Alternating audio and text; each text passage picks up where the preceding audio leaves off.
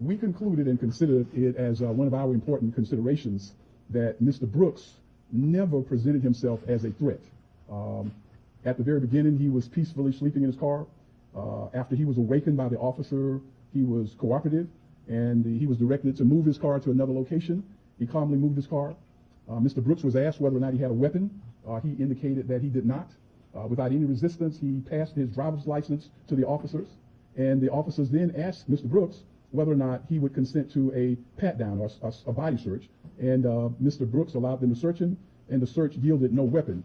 We found that it was of interest that when the officers patted Mr. Brooks down, they noticed there was a bulge in his pants. They did not pull that item out of his pocket. They took Mr. Brooks' word that that bulge represented a number of dollar bills. But Mr. Brooks never displayed any aggressive behavior during the 41 minutes and 17 seconds. Now, this is another important consideration that we discovered as we evaluated this case. Once Mr. Brooks was shot, there is an Atlanta policy that requires that the officers have to provide timely medical attention to Mr. Brooks or to anyone who is injured. But after Mr. Brooks was shot, for some period of 2 minutes and 12 seconds, there was no medical attention applied to Mr. Brooks. But when we examined the videotape and in our discussions with witnesses, what we discovered is during the 2 minutes and 12 seconds that Officer Rolfe actually kicked Mr. Brooks while he laid on the ground, while he was there fighting for his life. Secondly, from the videotape, we were able to see that the other officer, Officer Brosnan, actually stood on Mr. Brooks' shoulders while he was there struggling for his life. We were able to conclude that based on the way that these officers conducted themselves while Mr. Brooks was lying there, that the demeanor of the officers immediately after the shooting did not reflect any fear or danger of Mr. Brooks, but their actions really reflected other kinds of emotions. So as we are drawing our legal conclusion in this case, we were led by the two foundational cases in this matter, one being Tennessee versus Garner. And what that case points out is when an officer is pursuing a fleeing suspect, that the officer may not use deadly force to prevent escape unless the officer has probable cause to believe that the suspect poses an immediate threat of death or of serious physical injury to that officer. The next foundational case that we use in our analysis is Graham versus Connor, which says that this test is based upon that of a reasonable officer on the scene and not the individual officer, but a reasonable officer on the scene. We concluded at the time Mr. Brooks was shot that he did not pose an immediate threat of death or serious physical injury to the officer or officers. If you would get the photograph. This photograph illustrates is the point that Officer Rolfe at this point was firing a taser, and this is Mr. Brooks who was firing a taser as well, but I don't know if you can see it clearly. The prongs from the taser were actually fired above Officer Rolfe's head. I'd like you to also look at the position of Officer Rolfe and Mr. Brooks, that they are here next to this red automobile. If we look at the next photograph,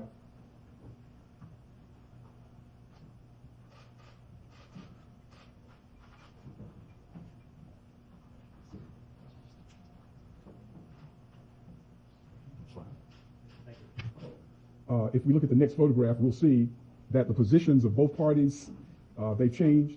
Mr. Brooks has now moved away from his original position, and we estimate the distance is probably about 12 feet. And Officer Rolfe has moved about 10 feet from the position in what is our exhibit number 1.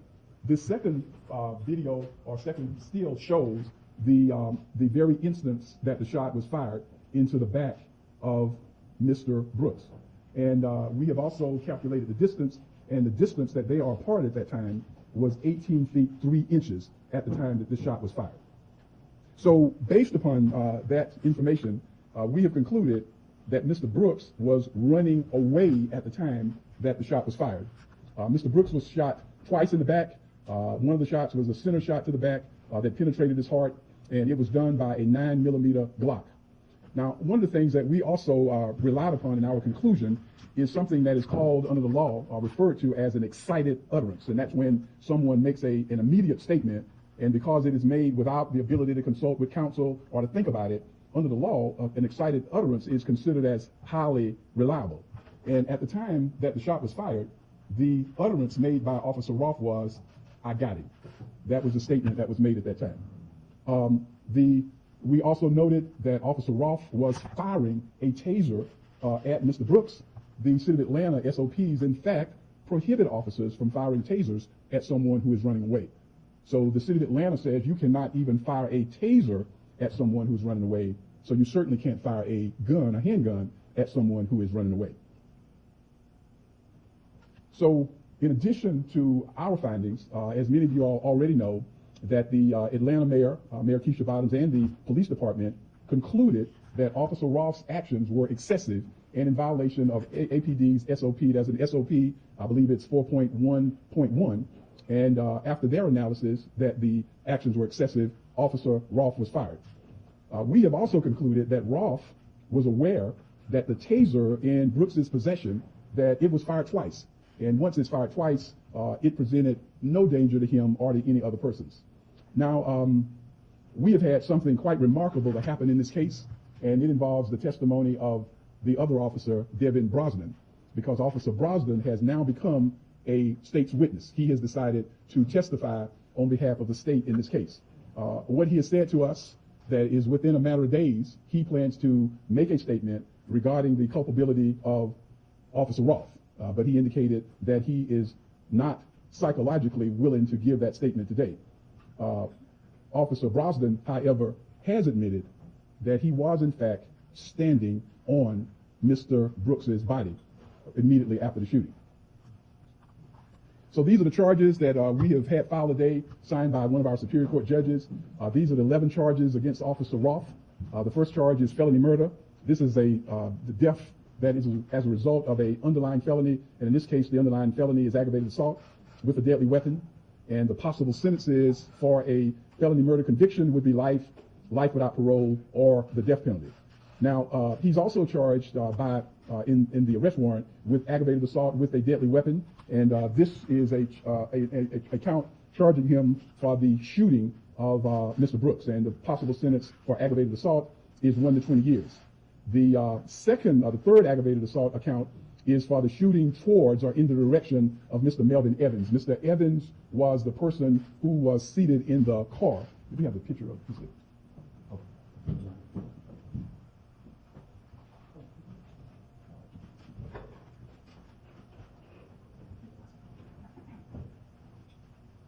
And if you would point out, this automobile is the place that Mr.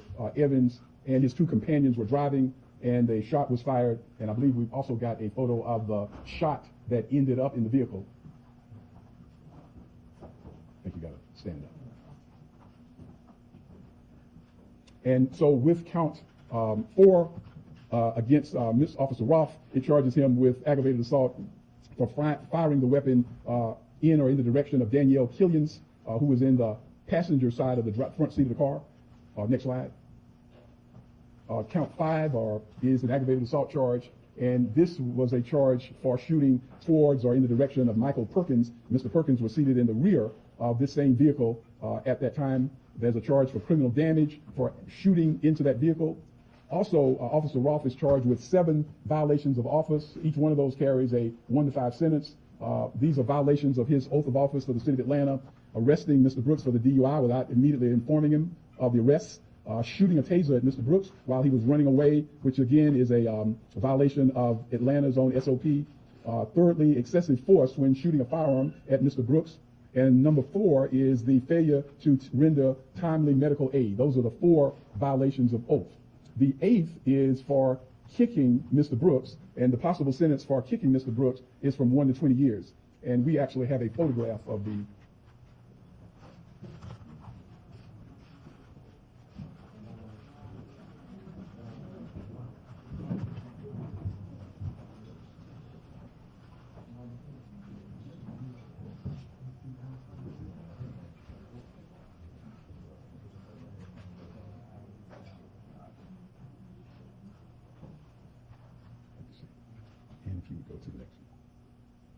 And these are the charges for Officer Brosnan, and they're a total of 3 charges. And the first charge is for aggravated assault, and this is for standing or stepping on Mr. Brooks's shoulder. The possible sentence for this crime is 1 to 20 years. And this is a photograph of Officer Brosnan, who you can see to the right.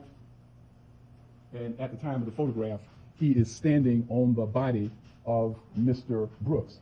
And as I've indicated earlier in our conversations with Officer Brosnan, he has admitted that he stood on the body of Mr. Brooks. He said he believes that he was standing on Mr. Brooks's arm, but that is what the photograph shows. We've also charged him with additionally 2 violations of oath. One is for the standing on the shoulder. That is an unauthorized weaponless control technique which the city of Atlanta prohibits.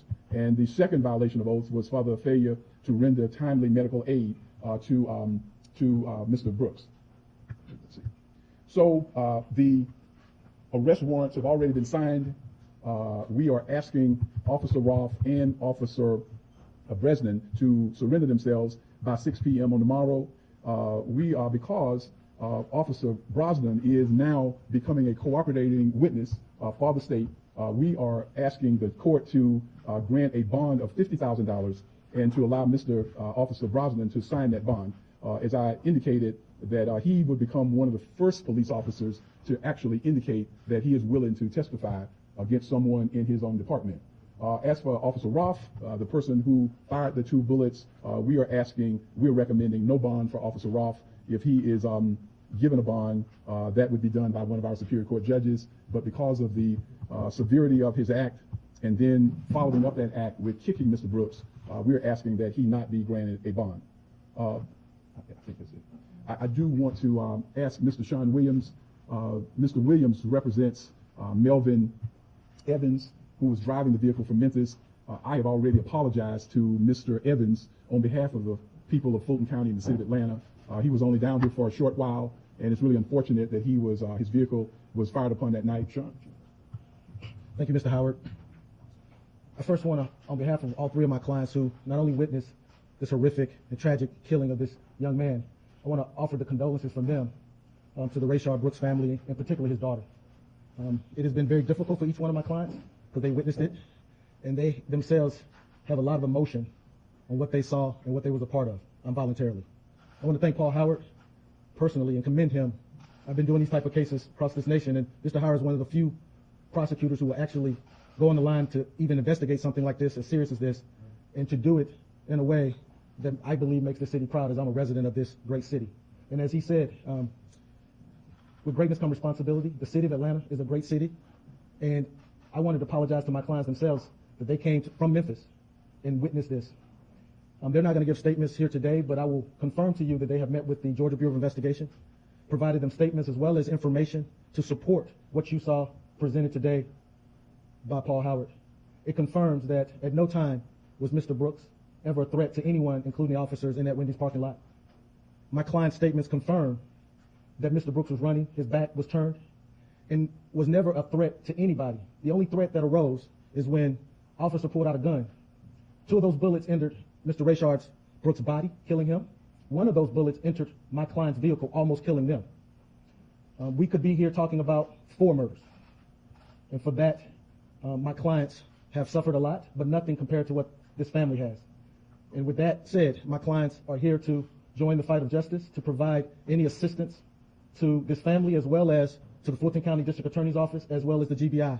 And they look forward to an opportunity where they have justice is served. And I want you to know that they were fearful for their lives. That bullet came very close to them, and Mr. Brooks's body laid less than 10 feet from their vehicle. And keep in mind, this was in a crowded Wendy's drive-through parking lot. And when you take the actions of reasonableness, as Mr. Howard said, reasonableness never has a deadly weapon being fired when you have innocent bystanders like my client standing. All of those things, as well as the fact that Mr. Brooks was not a threat to any officer that night, should have gone into play, but it didn't. And I hope and pray that with this action by Fulton County District Attorney's Office, as well as the actions by Mayor Bottoms and the task force, that we don't have to have any more press conferences like this anytime soon. Thank you, Mr. Howard.